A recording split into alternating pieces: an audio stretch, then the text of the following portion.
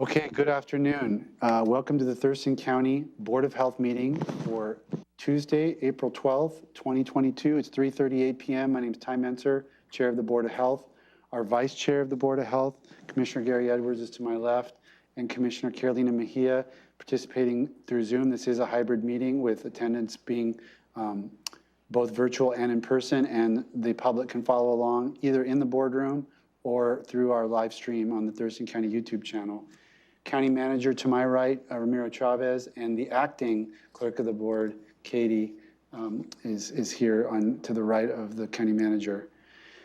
Okay, so we're calling the meeting to order, and we're going to start with approval of the agenda. Is there a motion? Yes, I would move to approve the agenda for today, Tuesday, April 12th, 2022. I second. Been moved and seconded to approve the proposed agenda for today's meeting. Any further discussion? No, sir. No, sir. Call for the vote. Commissioner Mejia? Aye. Commissioner Edwards? Aye. Commissioner Menser? Aye. Motion carries and meeting agenda is approved. Is there a motion regarding March 22nd minutes? Yes, I would move to approve the minutes from the March 22nd Board of Health meeting, 2022.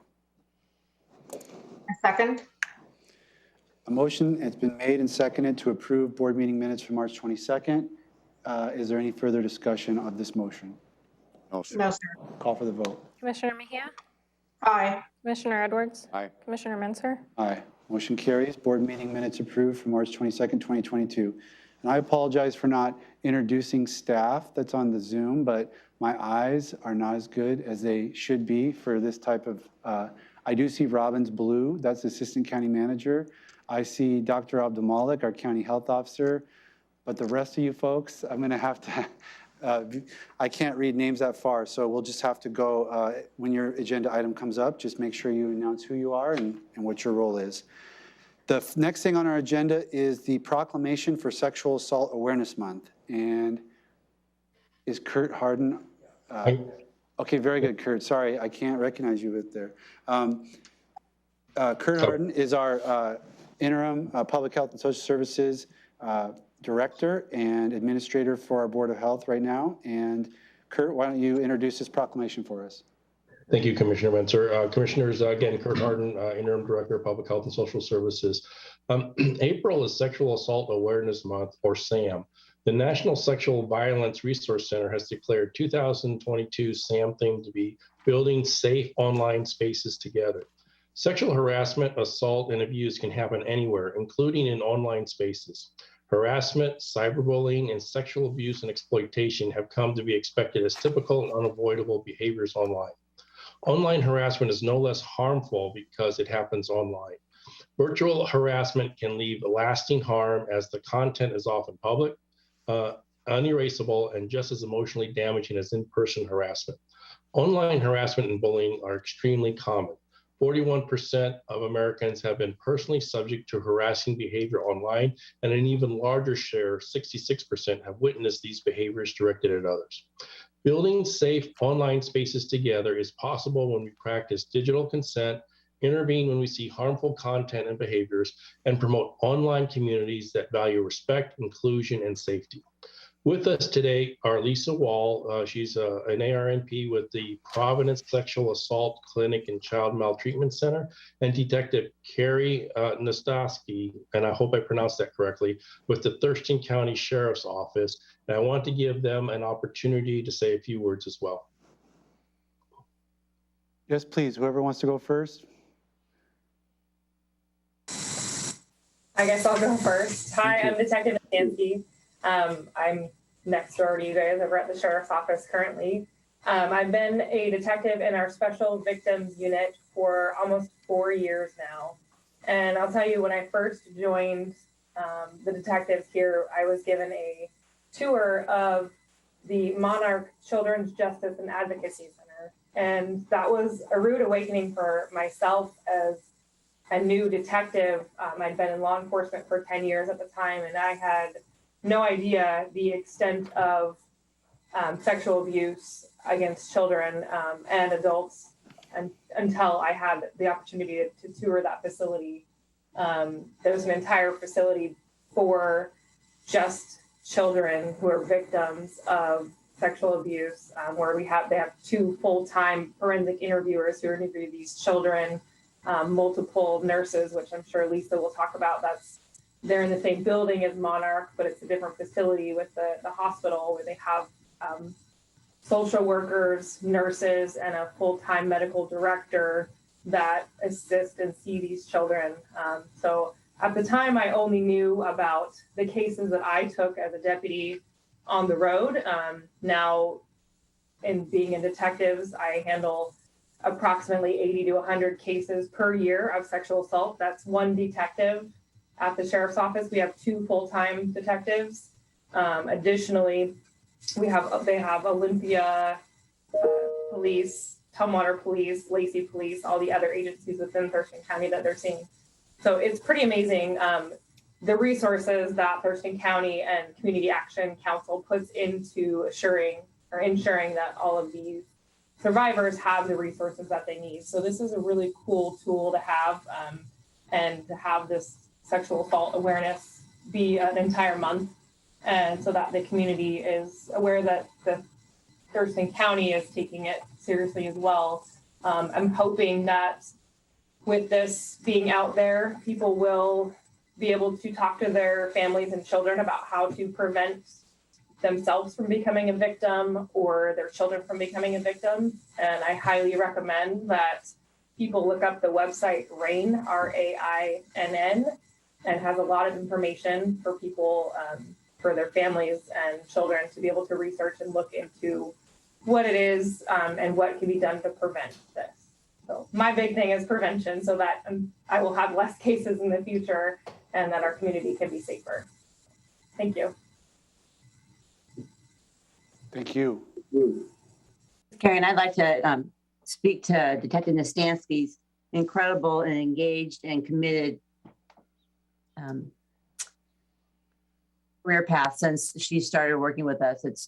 It's phenomenal. What we know is that it's a team. When the trauma stops, the healing begins, and we couldn't do it without a team. So my name is Lisa Wall. I'm a family nurse practitioner here at Providence Sexual Assault Clinic and Child Maltreatment Center. We're part of a larger child advocacy center, the umbrella name being Monarch. I've been here 15 years. I'm also certified for sexual assault nurse examiner, meaning I do the forensics collection in cases where it's an acute scenario where the child or the adult's body is actually the crime scene. I've collected hundreds of kits. I've seen thousands of children in my 15 years here. We represent 5 counties, Thurston County being the strongest stakeholder in Washington, in my humble opinion. A couple more than 2 decades ago, our elected official, John Thunheim, championed child advocacy centers, which is now a national best practice standard of care for all children of abuse. Under our umbrella, we have all 5 agencies in one building. We have Child Protective Services, law enforcement, prosecutors, we have medical, forensics, mental health, and we all collaborate. We come together on a weekly basis for a multidisciplinary team meeting so that none of these kids hopefully fall through any kinds of cracks if we can't help it. And we work very intensely and collectively to keep our kids safe. When I was thinking about what I'd like to talk about, I really want to give just a few key points to anybody who works with kids. There's some ways that we can be effective bystanders, and bystanders examples being, talk about it, be transparent in your family. If you have children, talk about private parts, name them and anatomically correct terminology, because a vagina is not a cookie or a no-no square. We need to know what they're saying so that when a child does disclose to an informed adult, that adult knows that they have just been offered the opportunity for intervention.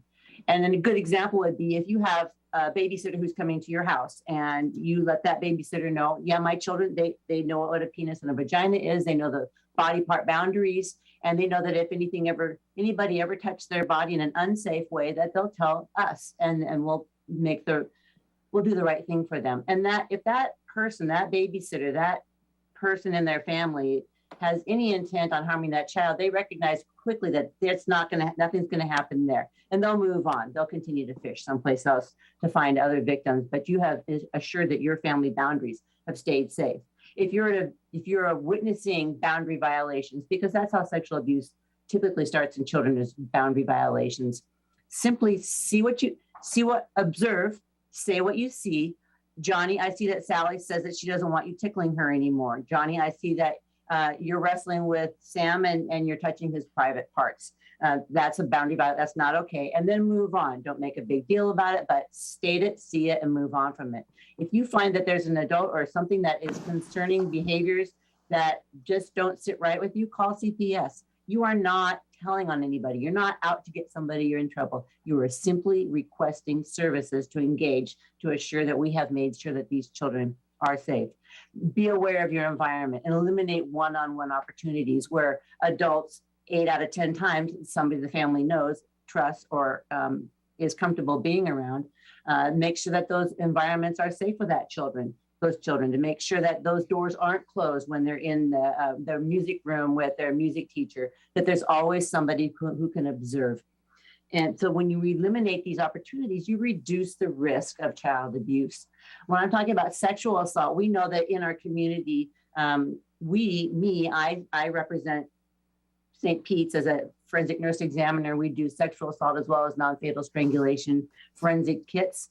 And we know that when we respond to any of these assaults, we know that Safe Place will be there. RCW Washington law has stated, and they follow county by county, has a victim advocacy program. Safe Place has a 24-hour hotline. They help and with free legal clinics, support groups. They are there at the side of that victim or survivor to help them through every step of the way. From the minute I get the call, the first thing, if my pager goes off, everybody in this room knows what a pager is. That's good.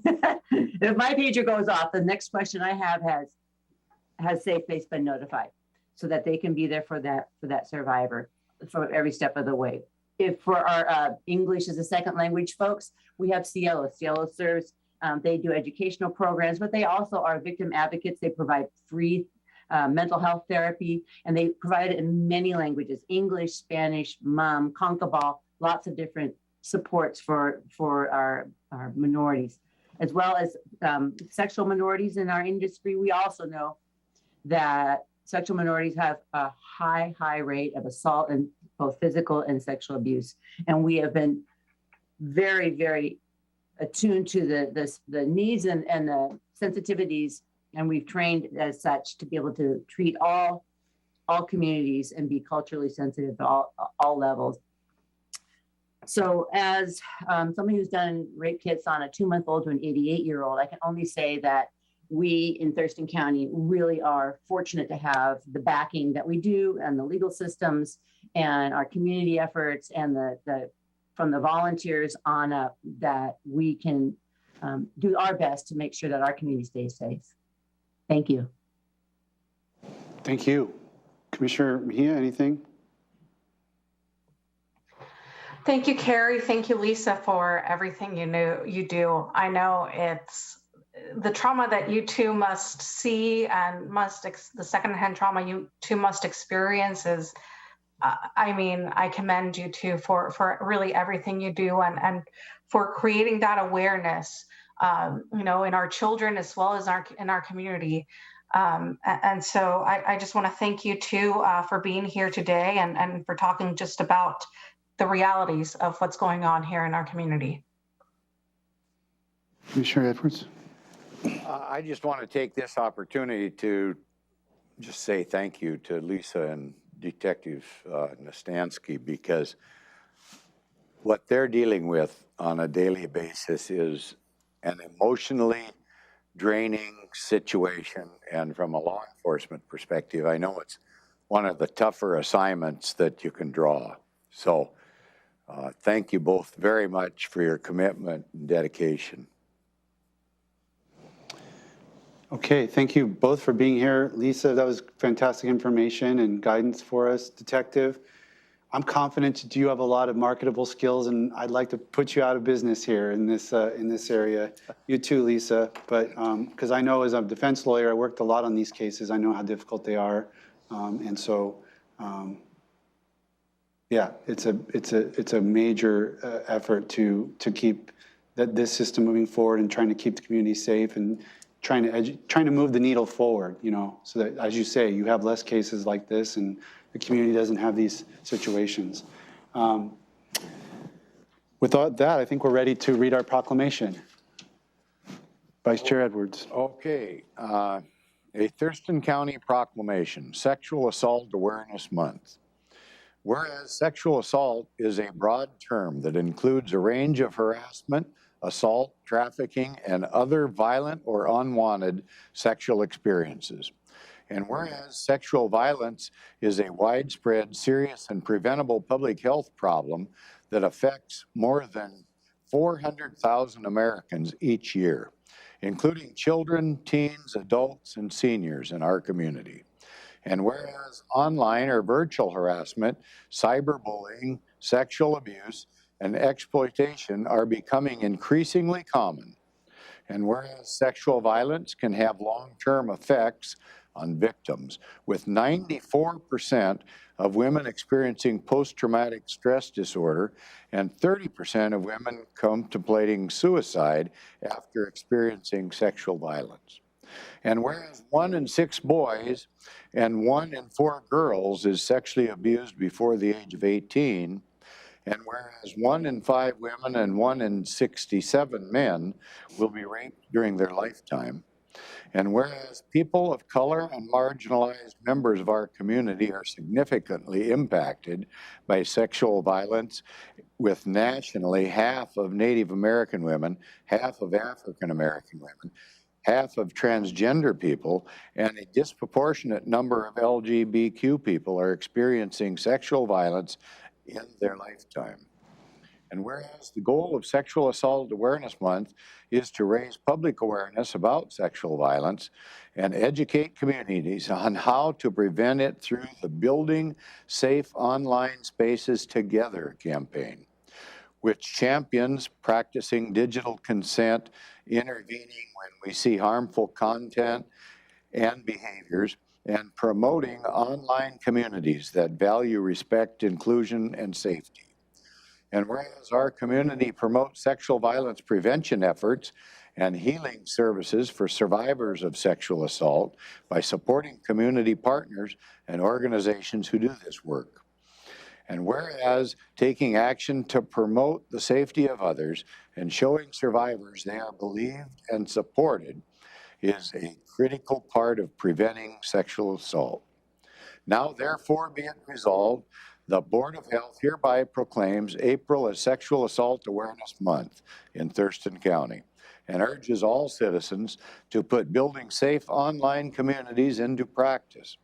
Not only do we believe that together we can build a safer online world, but we also believe that these values, skills, and actions will create communities that thrive online and offline. Adopted this 12th day of April, 2022, your local Board of Health. All right. Thank you, Commissioner. Appreciate that to our guests, and we will move forward. We have one more proclamation for National Public Health Week. Back to you, Kurt. Okay, thank you, Commissioner. The theme of this year's 27th National Public Health Week is Public Health is Where You Are. During the week of April 4th through the 10th, we honored 14 Thurston County Public Health and Social Services employees and their service to our community. These boots on the ground employees truly embody public health being where you are.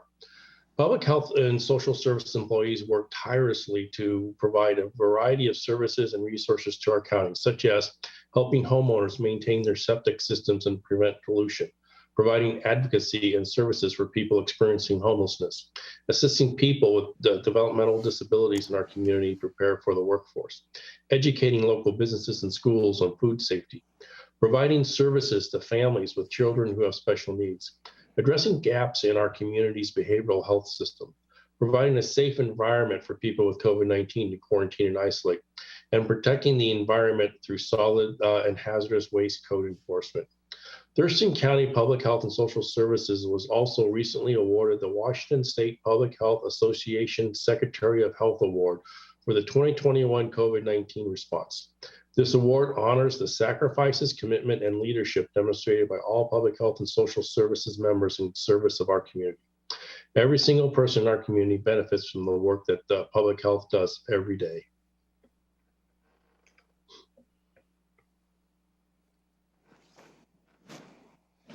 Okay. With that, are we ready to, any comments from commissioners? Commissioner Mejia?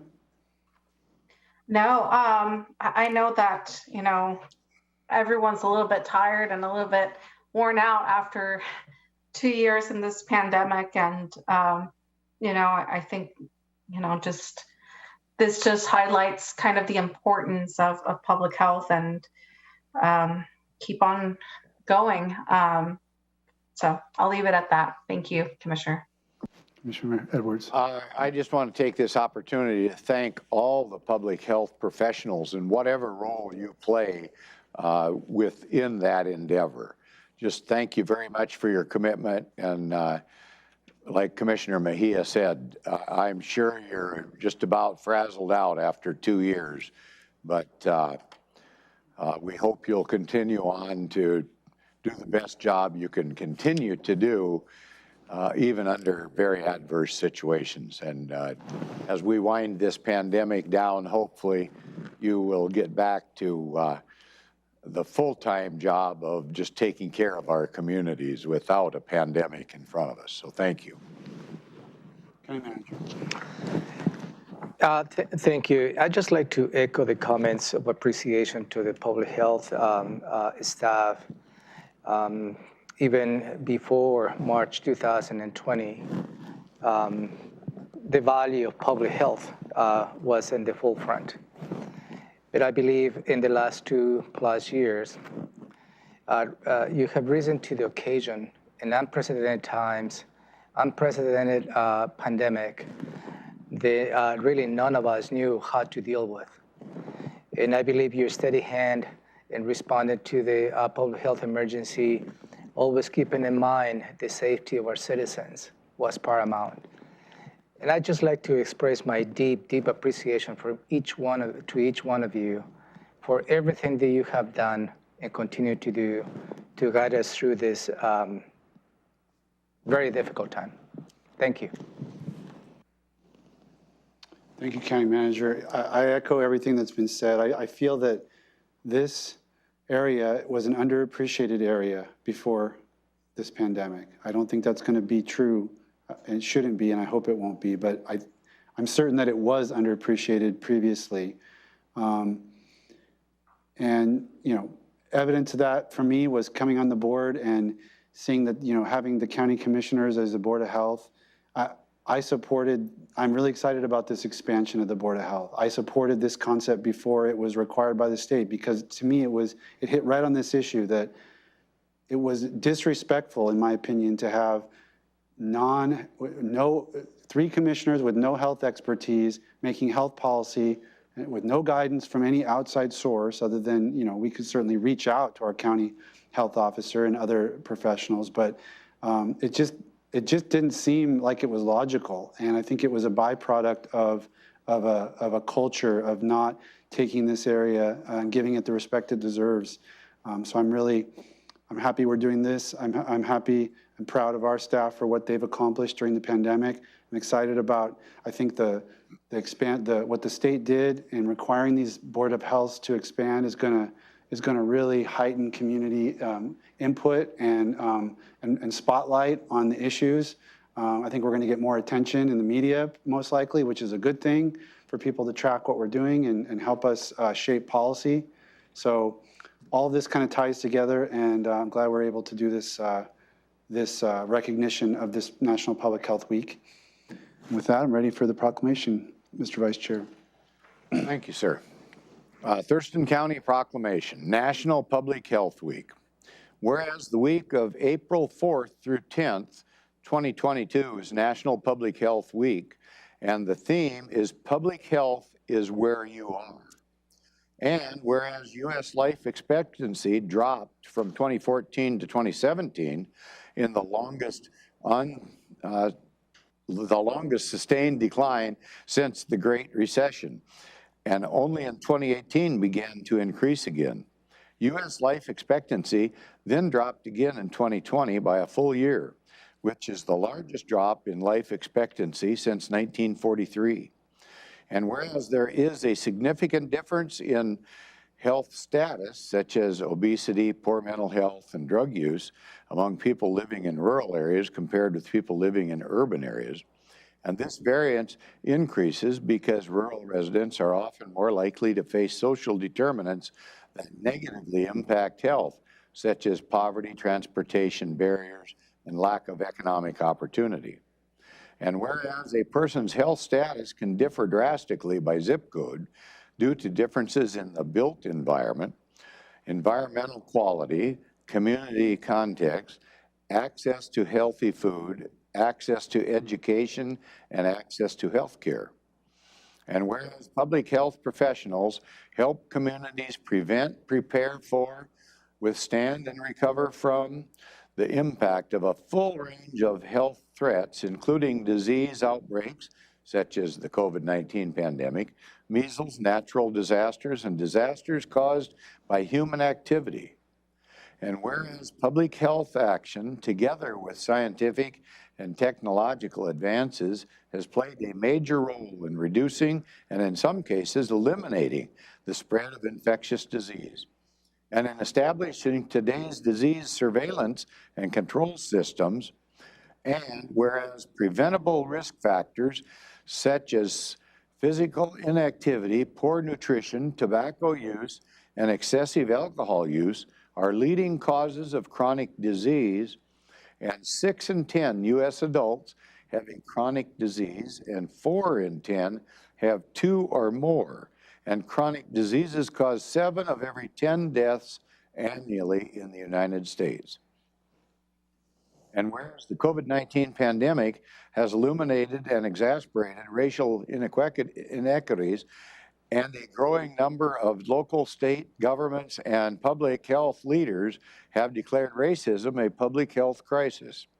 Now, therefore, be it resolved, the Board of County Commissioners hereby proclaims April 4th through 10th National Public Health Week in Thurston County, and urges all citizens to observe this week by helping our families, friends, neighbors, co-workers, and leaders to do better, understand the value of public health, and supporting great opportunities to adopt preventative lifestyles habits in light of this year's theme. Public health is where you are. Adopted this 12th day of April, 2022. Your Thurston County Board of County Commissioners. All right. Okay, thank you, Commissioner. With that, we are to the opportunity for the public to address the Board of Health. I don't know that, let's see. We don't have anyone in the boardroom. We do have one on Zoom. Okay, let me just go through the parameters then. You will have 4 minutes when you're called. The Board of Health welcomes comments from the public at our meetings. There are some guidelines governing such comments. When you're called, introduce yourself, including the area of the county in which you reside. Address the board, not audience or staff. That's more applicable if you're in the boardroom. Please silence your cell phone. The Board of Health will not respond directly to public comment on an as-needed basis. The county manager or administrator of the Board of Health will follow up on specific items. You cannot donate any of your 4 minutes to another time of speaking time to another speaker. The board reserves the right to restrict a person's opportunity to address the meeting for good cause. No comments are lewd, offensive, inflammatory, hateful, defamatory, or discriminatory in nature. Be respectful. No outbursts of any kind. No comments that are commercial in nature. No comments about pending land use permits or similar matters that come before the board on a quasi-judicial basis.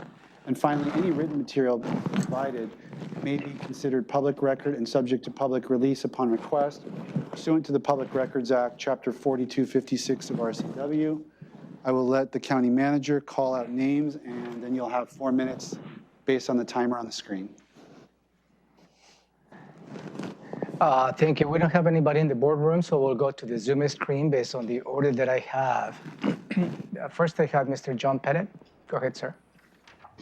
Good afternoon, Board of Health Commissioners or members, or however you want to phrase it.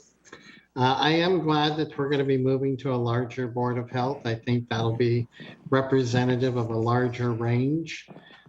This last year, I don't know that there was an awful lot of actual actions done by the Board of Health. I think there may have been one extension for COVID for health department.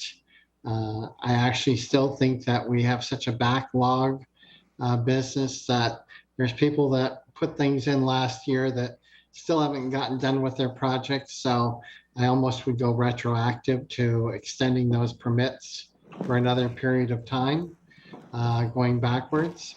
I am very interested in, of course, the Deschutes River, which is going to be coming up, some discussion about that. And I do want to extend that.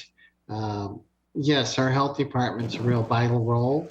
And I think that we should all appreciate that it's more than just a process of people being there doing the simple things. Sometimes the things are the hardest and most difficult things to do. And I overall, I'm pretty much pleased. I do think that the Board of Health might want to take a little more active role in pursuing under that particular role issues related to potential water pollution in the lakes. I know that Black Lake had some issues, but all lakes have potential issues. And I don't think any of us want children or even ourselves to be swimming or playing in an area that may have some type of fecal chloroform or other contaminants. So for this particular issue, I guess I'm going to give you a thumbs up, and let's make sure we do some good job in helping protect our environment. If there's something that you can do that will help to a stronger degree of helping direct people into, without having to go through the law enforcement, help people direct themselves into drug programs, alcohol programs. You know, our homeless population has a lot of mental illness issues. And I think we need to have an active role for it, because currently I think that rather than being proactive, we're being very reactive. And I think that we can become proactive.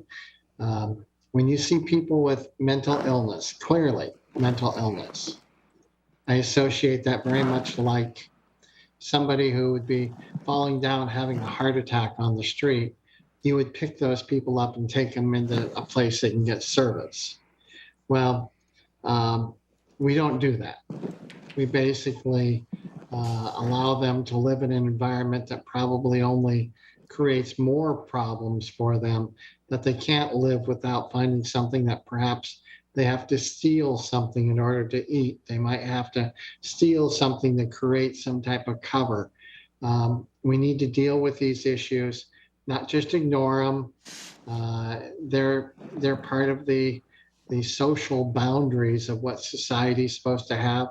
And as the Board of Health, I would look to you to find some means to move it forward, to provide some of that help to those people, one way or the other. Thank you.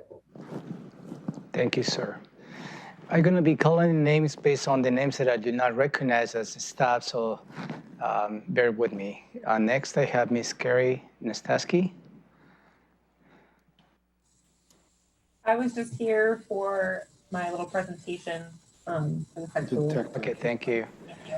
Next, I have Mr. Ben Watson. I believe he's part of the program today as well. But if you'd like to provide testimony, go ahead, sir. That's right. Looking forward to speaking in a bit. Thank you. Next, I have Lauren Sullivan. I'm just here to support Ben in this next presentation as well. Thank you.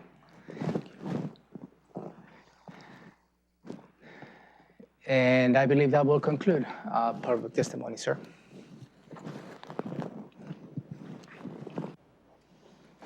Okay. Mr. Pettit, I'm not going to forget that you gave us a thumbs up. I made a mental note of that. All right. I agree. All right. Very good.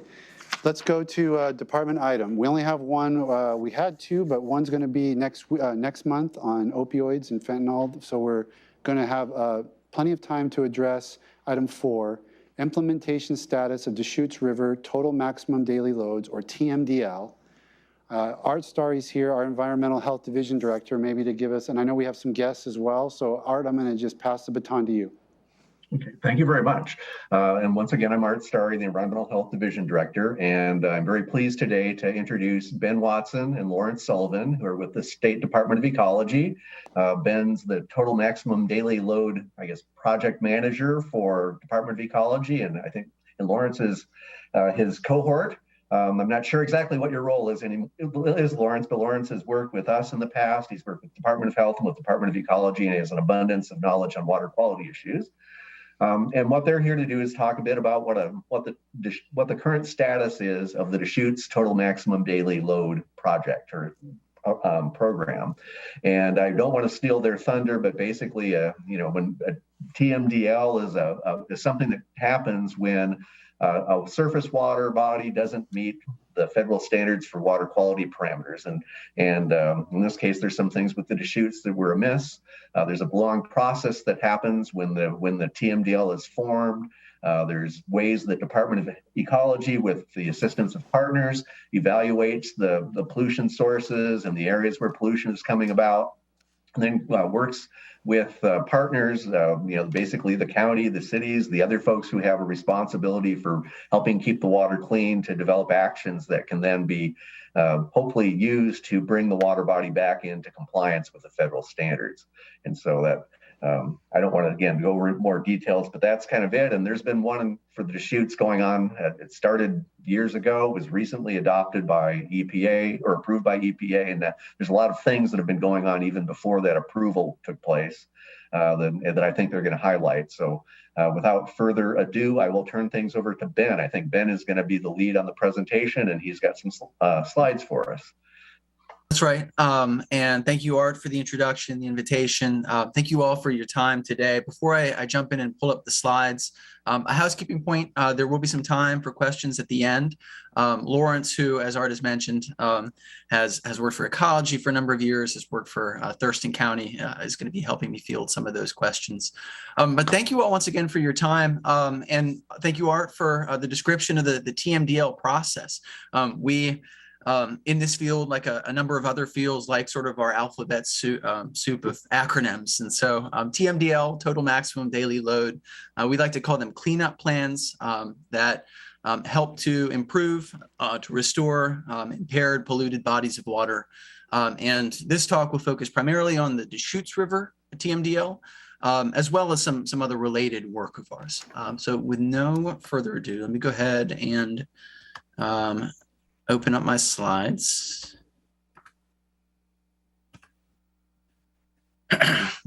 Excellent. And maybe some nods or thumbs up if you guys can see my title screen right now. Excellent. Very good. So away we go. Some project updates then on the Deschutes River TMDL. Again, that's total maximum daily load, as well as some next steps and some related work that we're working on at the Department of Ecology.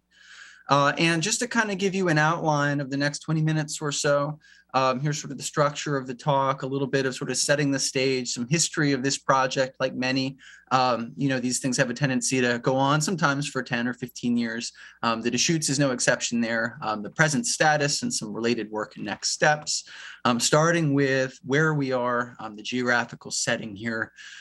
This and the next slide. Ben, yes. Hang on. Is it possible to make him a speaker and throw him in the right corner so we can, I don't want to obscure some of the stuff on your slides. Mm-hmm. Perfect. Thank you. Go ahead. Excellent. Right. So the geographical setting then of the Deschutes River watershed. Here in this figure, we can see the watershed. Highlighted in red are some of the impairments the types of pollution that we're addressing across the watershed. And we're looking at a suite of types of pollution here, ranging from temperature impairments to bacteria impairments, fine sediments, pH, and dissolved oxygen as well. The Deschutes River rests primarily in Thurston County, with a little bit of a slice of the southernmost part of the watershed, clipping off part of the county to the south. And moving on here to the Olympia metropolitan area and some of those sort of areas of denser development. We're looking at the northern reaches of the Deschutes, where it flows into Budd Inlet, and where some of these sort of types of pollution, these sources of pollution change. And what's not shown here, we are looking at those same impairments, again in red, of bacteria, temperature of the Deschutes and some of the tributaries. We're not yet looking at some of the dissolved oxygen impairments that the Department of Ecology is addressing within Budd Inlet. But we can see here some of the impacts of stormwater, of development, of some increased runoff in some of the lower northern most stretches of the Deschutes River watershed. And moving on to the project history, and I'll mention, I have been with the Department of Ecology for about 6 months' time, and it's been a great 6 months, thanks to Lawrence and thanks to our partners. It's been straight into the deep end a little bit, and it's exciting work to be a part of, in part because there's a great body of work that I and others have inherited, stretching all the way back to 2003. That was when the development of this TMDL began. In 2009, there was an initial advisory group that began meeting recurrently to try and tackle some of these issues, to get the public involved in the development of this cleanup plan, to make sure that we had buy-in, that we were reading in the right folks from the beginning. That TMDL was submitted to EPA in 2015, and the temperature component of it was approved in 2018. With those other components being published a few years after in 2021. And related to that, we are working on the Budd Inlet dissolved oxygen TMDL, and we're anticipating submitting that to EPA in the next couple months.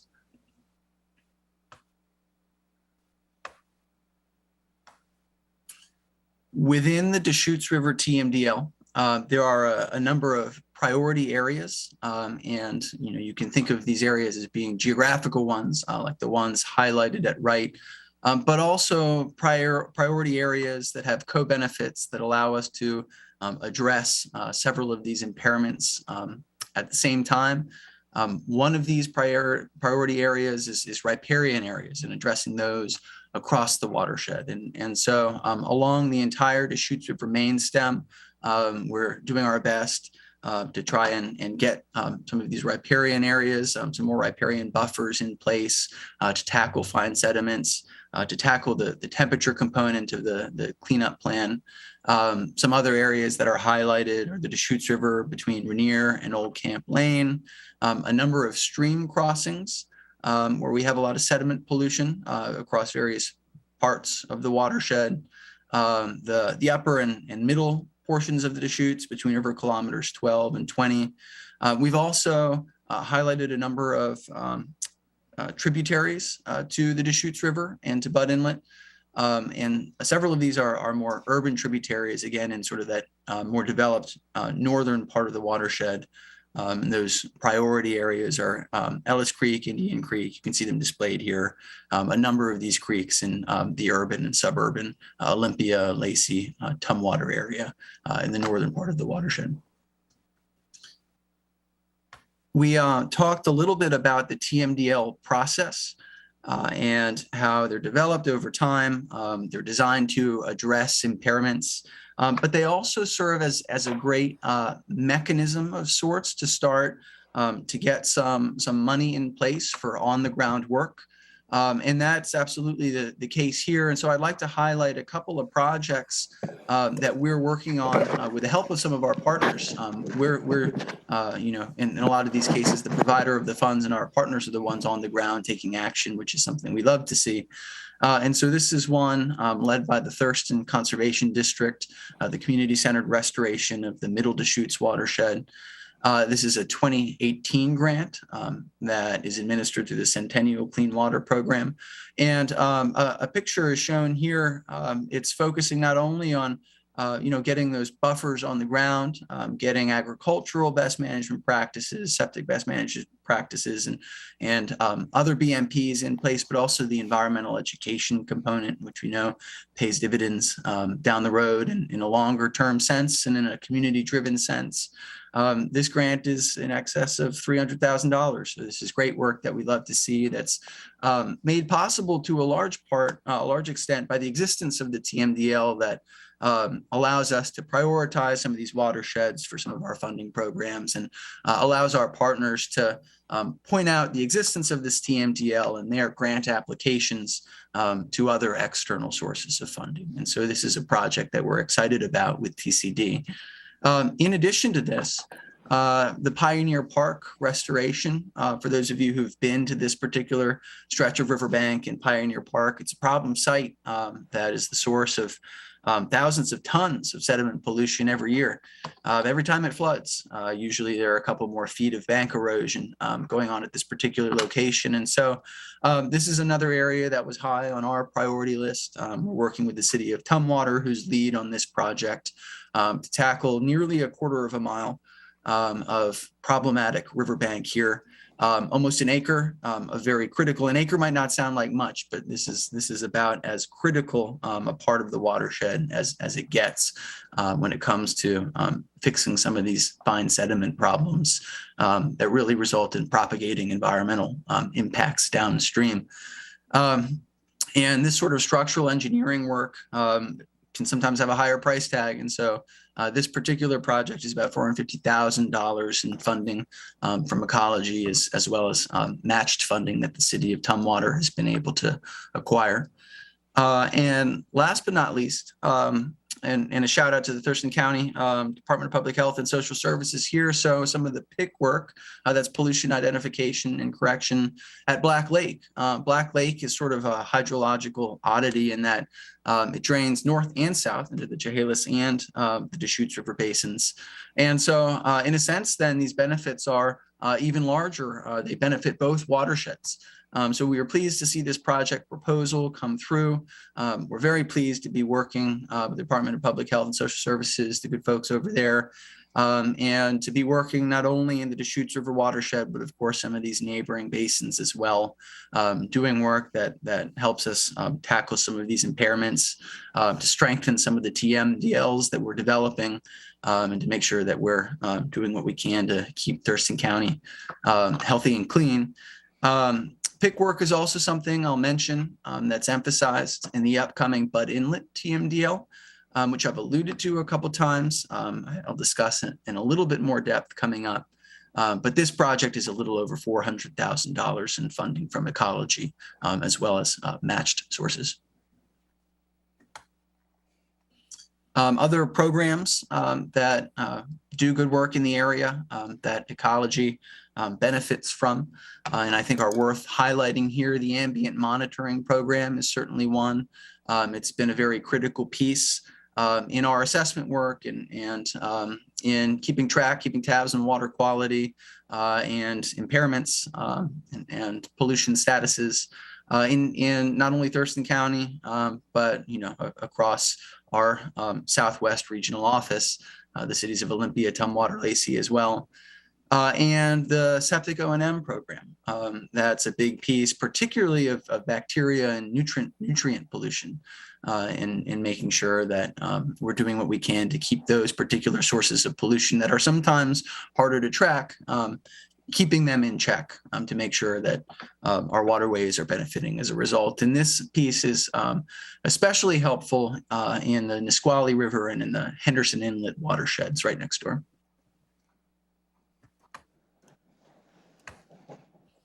Next steps and some related work. We're excited about the Bud Inlet project that it's hard to believe after about 20 years, but approaching the finish line. This particular TMDL is designed to tackle dissolved oxygen impairments within Bud Inlet itself. Those particular impairments are shown in the gridded boxes at left here. Expectedly, you can see a couple more in the center and southern portions of the inlet, a little bit closer to these discharge sources down by the head of the inlet, the mouth of Deschutes, Capitol Lake, and Olympia. And there are 15 of them in total that this upcoming TMDL is designed to address. And, to be frank here, the modeling shows that while the Deschutes River plays a role, the largest role is played by Capitol Lake itself. And the modeling shows that really there are two mechanisms here that are causing this particular situation. One is Capitol Lake warming up, the algae in Capitol Lake discharging into the inlet. The resulting demand on biological oxygen, dissolved oxygen within the inlet. Those algae flow out into the inlet where they die and decompose, and in the process remove some of that oxygen from the inlet that the fish and the wildlife need to breathe. And the other piece is a little bit more of kind of a hydrodynamic component, where as a result of the dam structure in place, you have sort of these eddies where you have a little bit of stagnation, for lack of a better word, a higher residence time, and water that's depleted in DO tends to kind of sit and stay. And so Capitol Lake then is the primary source of some of these issues within Bud Inlet that we see. And you can see that in this pie chart here, nearly 2/3 of the dissolved oxygen depletion, this DO problem that we're trying to address in Bud Inlet, is caused from Capitol Lake. Capitol Lake is not the only source. The next largest is Puget Sound, and that would be nutrients kind of fluxing into the inlet from the northern boundary with the greater Puget Sound. And the Deschutes, of course, has a component to play as well. Really, the Deschutes and the Bud Inlet TMDLs are parts of the same whole, and we can't tackle one piece without tackling the other. And the Bud Inlet work is a great way to kind of keep the Deschutes River TMDL on our front page to make sure that we're prioritizing some of the actions that we call for and that EPA calls for in the TMDLs for the Deschutes River that have been put together. Speaking just a little bit more to this Capitol Lake piece, and we can see Capitol Lake in the bottom here. And in this picture, you can see some of the algae that are problematic when they're flushed into Bud Inlet. But Capitol Lake is managed by the Department of Enterprise Services. And I think about 3 weeks ago now, DES identified the estuary alternative as their likely preferred alternative to Capitol Lake management moving forward. And what that means is that, and they have their FAQs available online, and with any questions, we're happy to field those at the end of the presentation. You're also very welcome to email me or Lawrence. But it means that they have until October 31st to finalize a decision, but they make it very clear that they don't expect to change their minds. When they say the phrase estuary alternative, it means that they're planning to propose the removal of the Capitol Lake Dam rather than an impounded lake that warms in the summer, that grows algae, that then makes its way into Bud Inlet. It would be a restoration of the area to its former natural state. And it's a solution that we would support. We think that it would make a big difference when it comes to water quality in Bud Inlet. A big positive difference, of course, is the single biggest piece when it comes to addressing these dissolved oxygen impairments within the inlet itself. So that's that bottom bullet point there. It's the most significant pollution allocation within the Bud Inlet TMDL. And just speaking to some of these other components, the Deschutes River Watershed piece is about a 65% reduction from the 1997 loads. They're based on a 1997 baseline.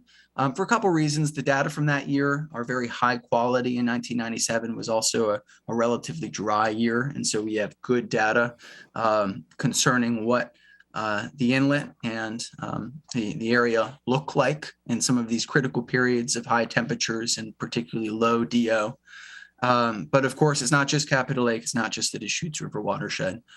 It's also Lot, where we have some caps in place moving forward, and also the greater Puget Sound. And some of those wastewater treatment plants, all of those wastewater treatment plants sound wide will be asked to play their part as well. Next steps on this particular project, and this is something that we've been working closely with Thurston County on and want to keep you all apprised here. We were excited this past winter into this past spring to complete the draft TMDL, to incorporate reviews and feedback from EPA, from our own internal technical team, our own policy team, from Squaxin Island Tribe. We've reached out to all the permittees associated with the plan, and those allocations, those pollution allocations have been communicated. And I do want to just mention these next two steps, April 26th and June 30th. Those are very specific deadlines. Those were set when we had anticipated a June 30th DES, environmental impact statement, because that timeline has been pushed. Thankfully, we have a little bit more flexibility to our timeline as well. And so we think likely this will be early May.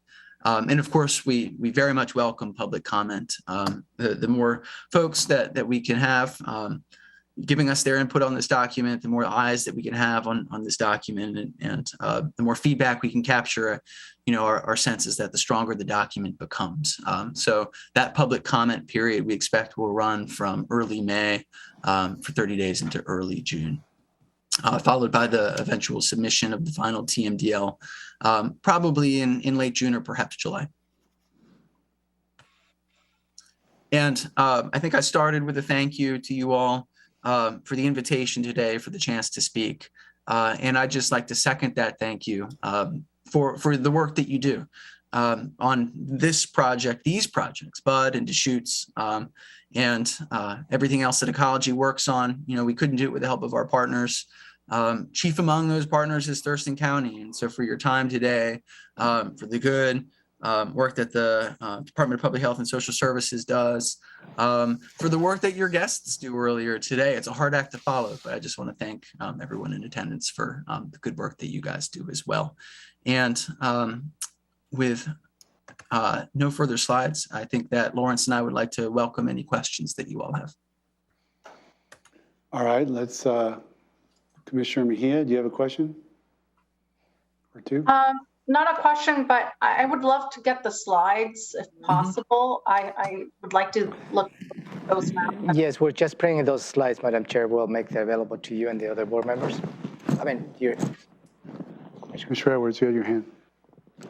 Ben, on one of those earlier slides, you showed it looked like some of the problem areas of the Deschutes were in red, and there's a tributary that flows in maybe right up by the Lewis County line.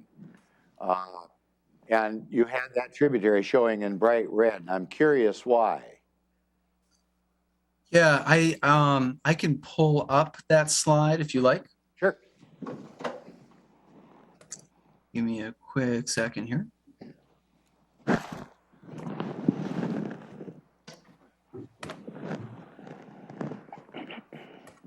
And rather than jumping into my slideshow, is, I believe, kind of in this bottom right corner, you can see, yep.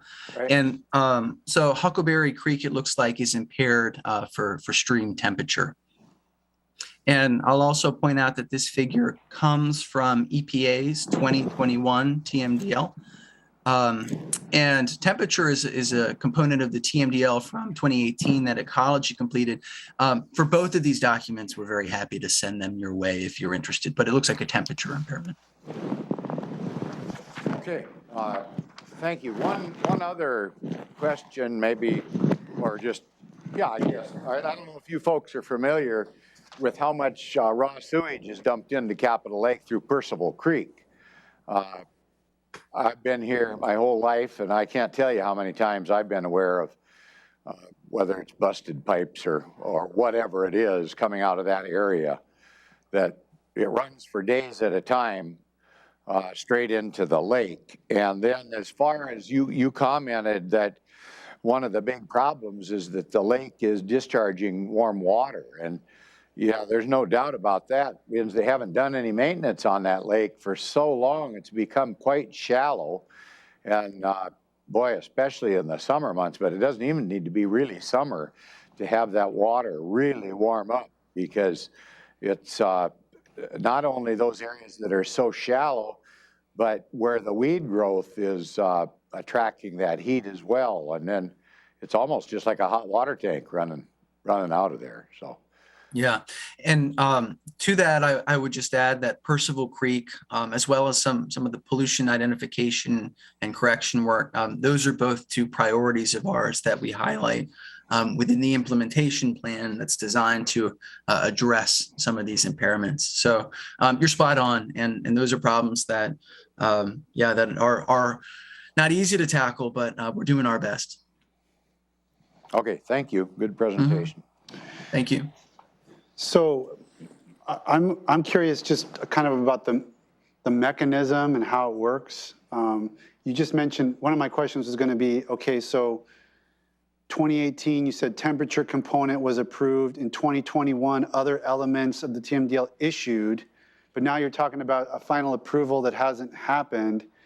I guess, and then you just mentioned an implementation plan. So what I'm wondering is, at what point in time are we required, like,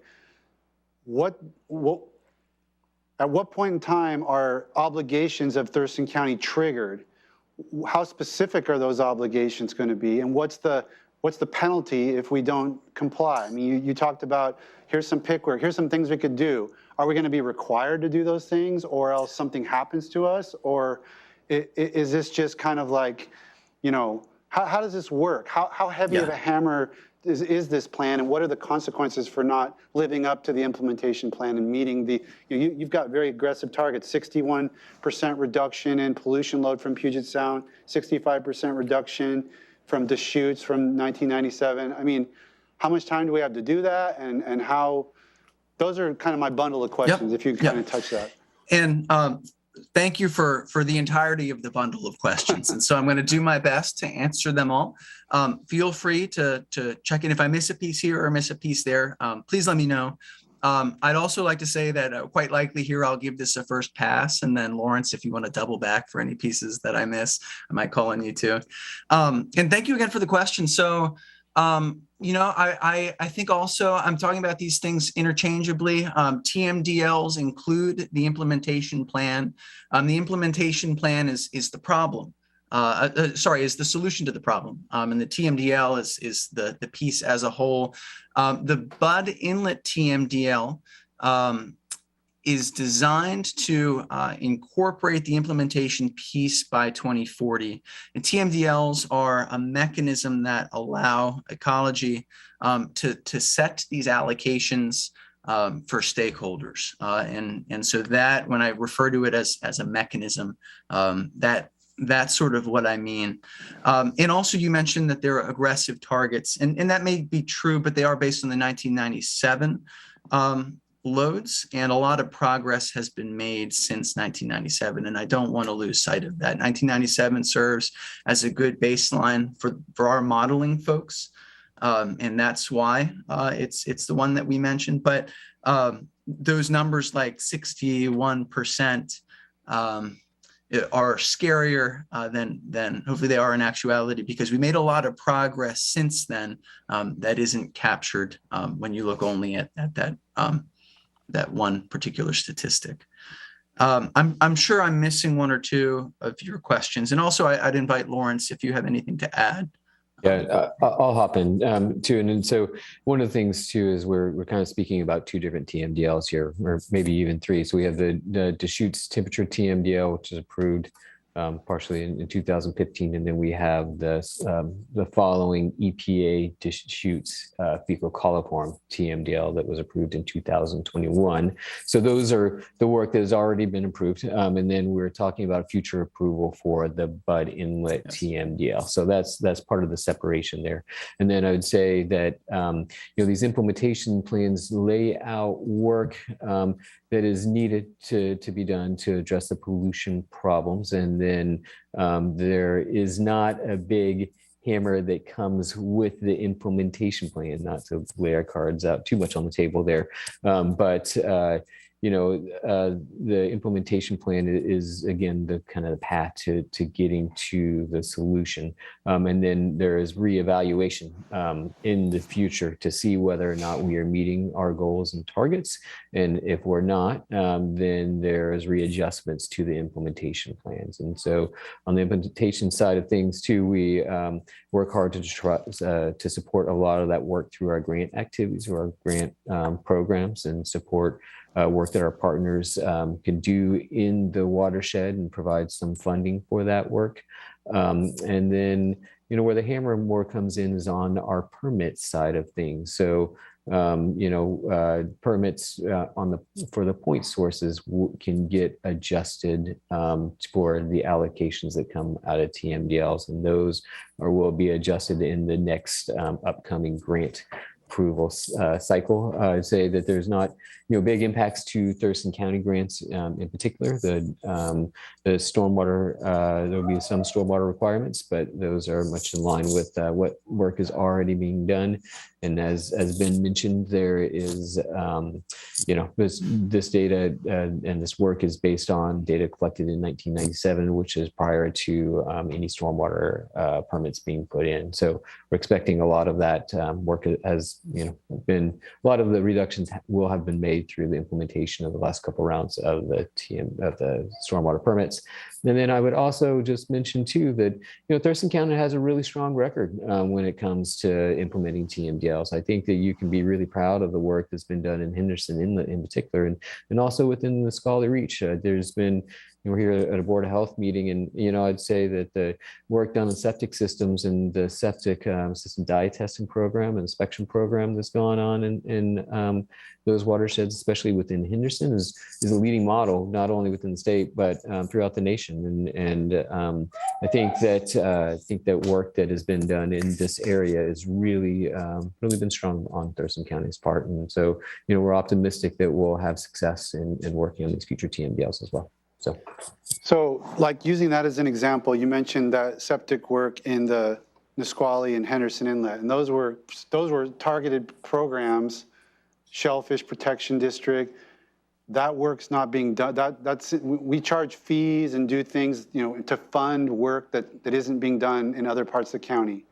And I've been on the board, this is my 4th year, and we've had hours and hours and hours of discussion about how to tweak our septic policies so that they are, getting the best result. But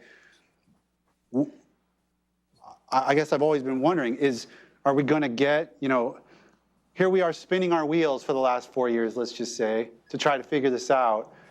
Is a TMDL implementation plan going to land on our desk that says, you need to start doing what you do in Nisqually, you need to start doing that for Deschutes because that's effective and that's going to be required to meet these targets?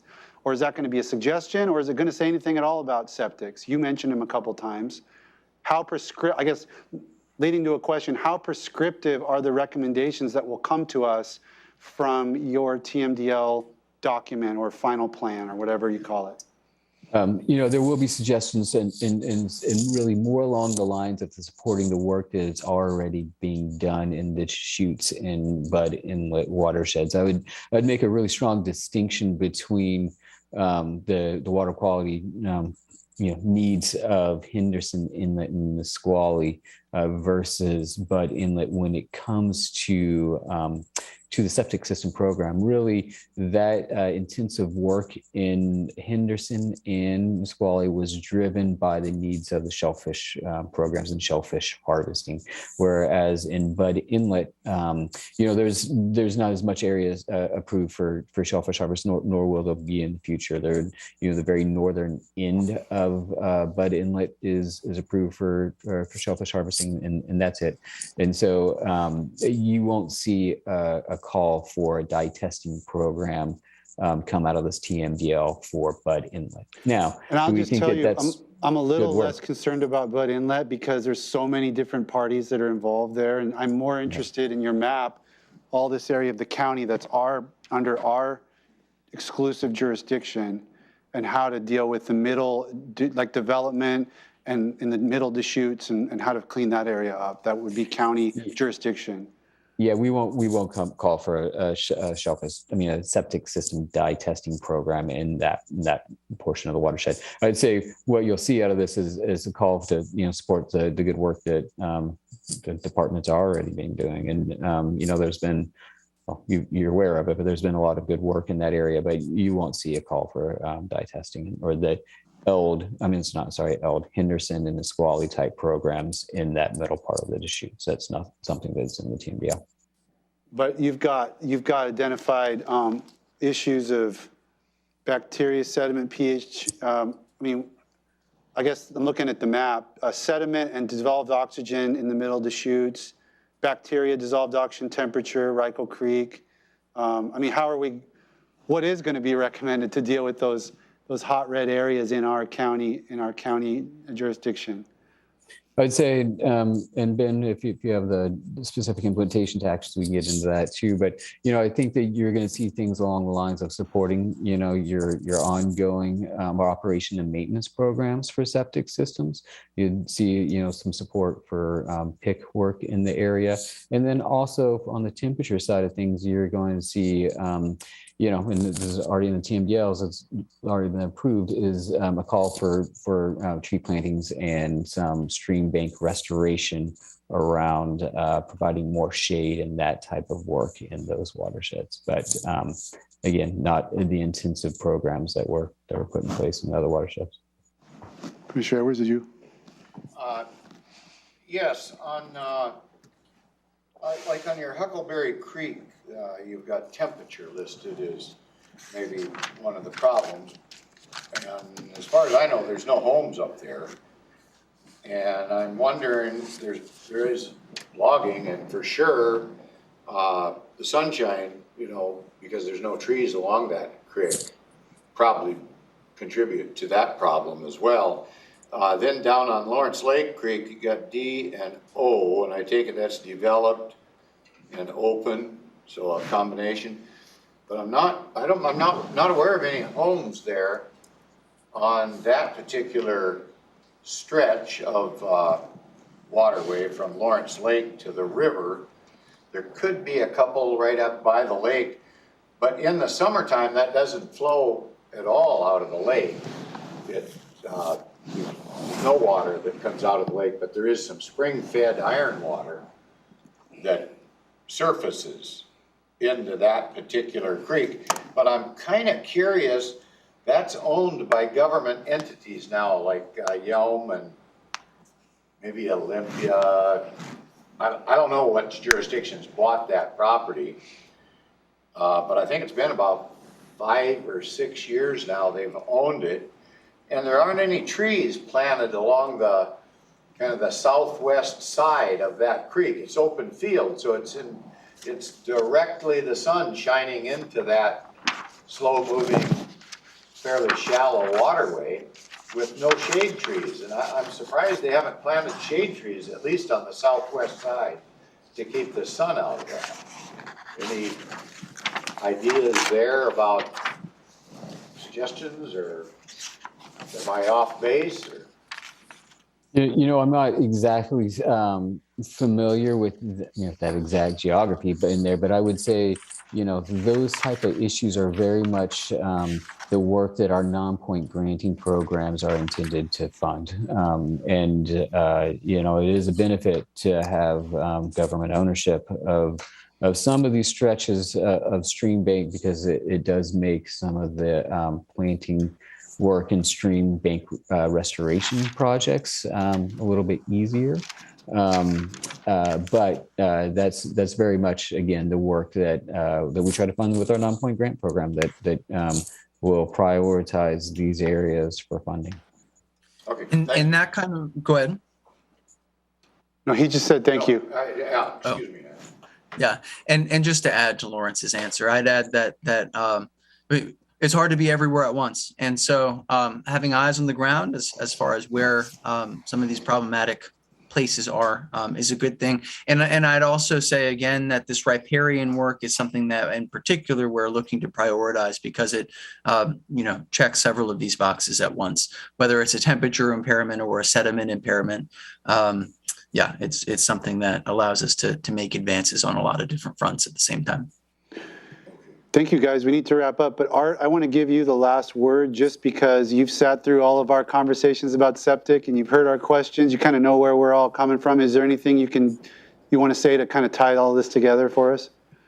Well, thanks. I do, as Lawrence indicated, there are recommendations for things like monitoring and maintenance, but given the geology and things within the Deschutes area, doing dye traces and things wouldn't work so well. But it gets back to having programs, I think, where you have people doing the inspections and doing the evaluations to see if there are problems with their on-site system, so that the way they can be fixed. And so that's the thing we've been struggling with, is how would we go about implementing a program and coming up with the funding to sustain it. And that's a struggle, but I think we've shown, and we'll actually be having a briefing with you coming up next week that talks a little bit about some of these things. But if people are paying attention and aware of what they've got going on in their backyard, then they're more likely to find problems and correct them, and that's really a benefit both to them, help protect their investment, but it also has potential benefits to water resources as well and public health. So that's there. And if you were to look at the TMDL stuff, it identifies, who should be the lead on some of these different activities. And as Lawrence and Ben have indicated, what we try to do then is when we find those things, we look for funding opportunities to try to do this, whether it's grants through ecology or health, depending upon the area and the activity, to try to move forward with those. And both, I know, CPED, and I see that Larry's on the call or on the meeting here too, and then Public Works and us, we are all looking for those opportunities when we can find them. But that's a competitive world too. So but that's where the TMDL process comes in, is where it shows that there's an action that is likely to be successful and it identifies who could be a good party for that.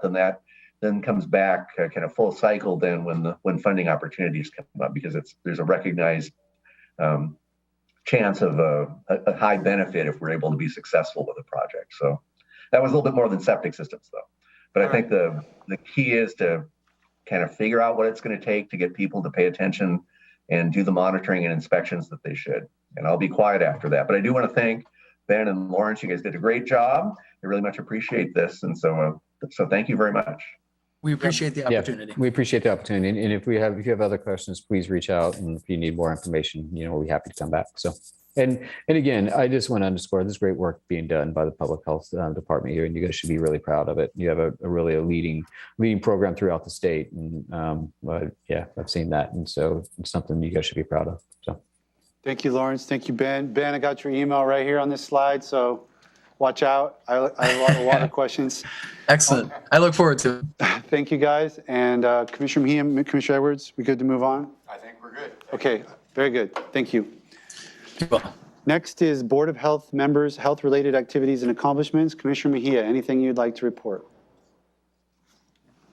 No, still dealing with permit issue and just COVID questions. Other than that, that's about it. Commissioner Edwards. Same thing, just mainly COVID issues. Mainly. Okay, and I don't have anything to report either. Let's go directly to our health officer's report. Dr. Abdulmalik, welcome. Thank you. Good evening, commissioners. I wanted to take a few moments at the beginning of my report just to remind folks about the steps that they can take to stay healthy. during the COVID-19 pandemic. So some of the big things that I want to make sure that our public is aware of is the importance of general health practices, even during the pandemic. So things like getting regular exercise, eating a varied diet, rich in fruits and vegetables and legumes, as well as getting enough sleep, and then identifying stress reduction activities, whether that's music or a walk in the woods. It'll be different for everyone, but those are some of the key things that folks can do at home and integrate into their routine that helps promote overall health. And I wanted to follow that with a little bit of guidance for when folks do get ill. So we still have significant COVID-19 transmission in our county, much lower than it was at the height of our Omicron surge. But I continue to recommend that if you have symptoms of COVID, stay home, get tested, and then if you test positive, follow public health guidance. And for folks who test positive, there are a few key things. One is staying home, except to get medical care if needed. The vast majority of folks will likely not need to access medical care, but if they do, folks should call ahead to your medical provider, let them know of your COVID status, and then they'll be able to guide you. While staying home, take really good care of yourself. Stay hydrated. Get a lot of rest. Some over-the-counter medications like Tylenol might be helpful in terms of reducing fever and other comfort metrics. So if you have a question about what over-the-counter medication is right, definitely talk to your healthcare provider just for those determinations. In addition to just maintaining really good hygiene, so hand washing, avoiding sharing personal items when sick, and covering coughs and sneezes being the mainstay in addition to staying home. So I just wanted to share just some of those common ways that folks can stay healthy. And if you get sick, there are just a few ways to prevent other people from getting sick and also take care of yourself. So moving on to non-COVID related, to my non-COVID related report. This last month, staff investigated 121 confirmed and suspect cases of a wide array of notifiable conditions, including Campylobacter, chlamydia, Lyme disease, measles, tuberculosis, typhoid, and Vibrio. We continue to have low flu transmission across Washington state. So our season has been fairly mild thus far.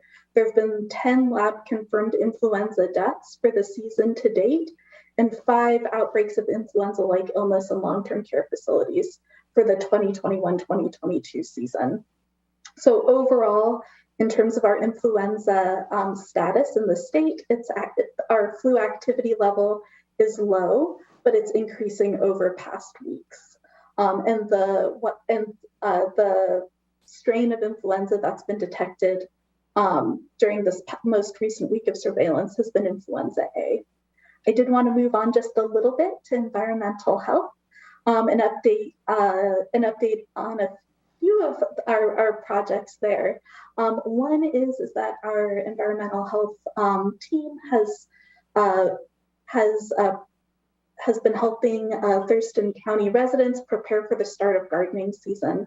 So our team conducted 5 home and garden workshops with sharing information regarding moderate risk waste and exposures, as well as hazardous materials, looking at indoor environments and cleaning practices to preparing gardens for growing using safer and non-toxic practices.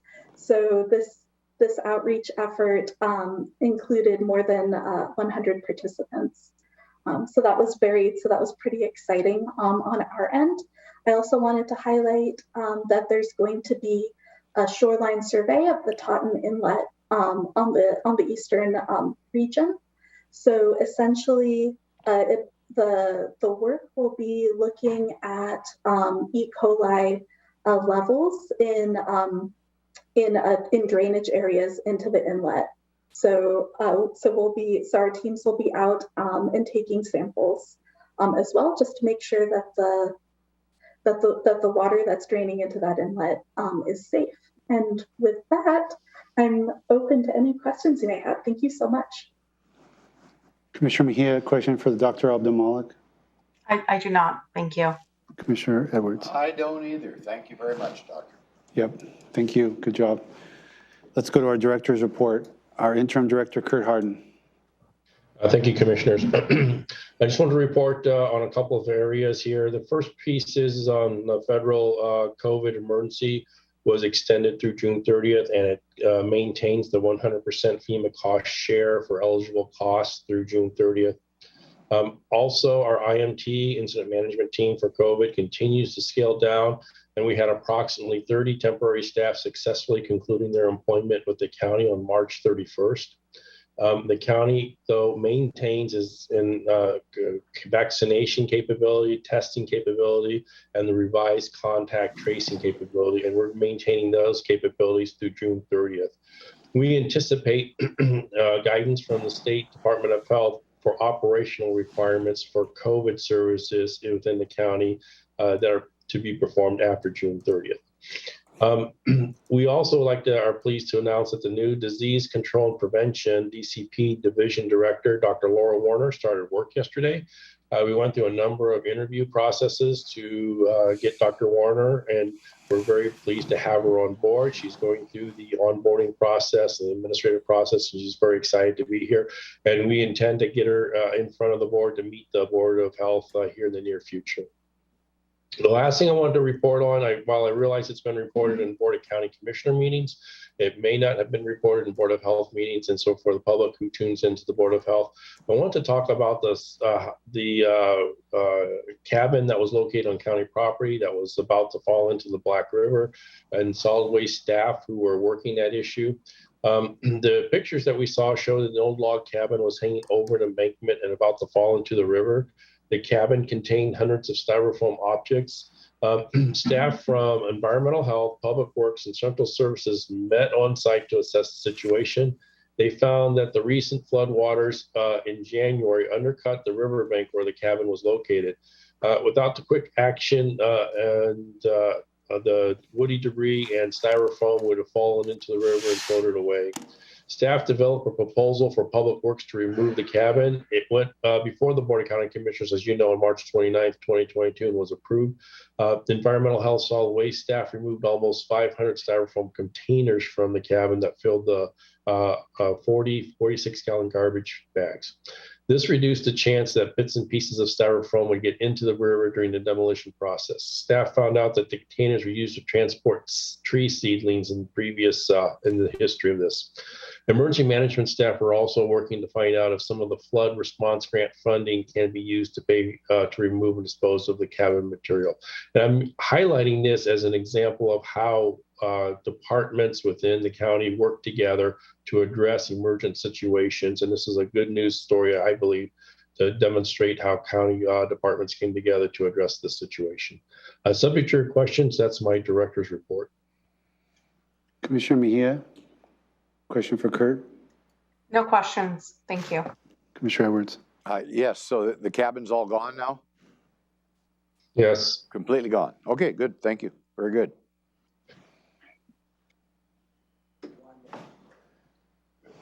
Okay, thank you, Kurt. It's 5:06. With that, anything more from anyone?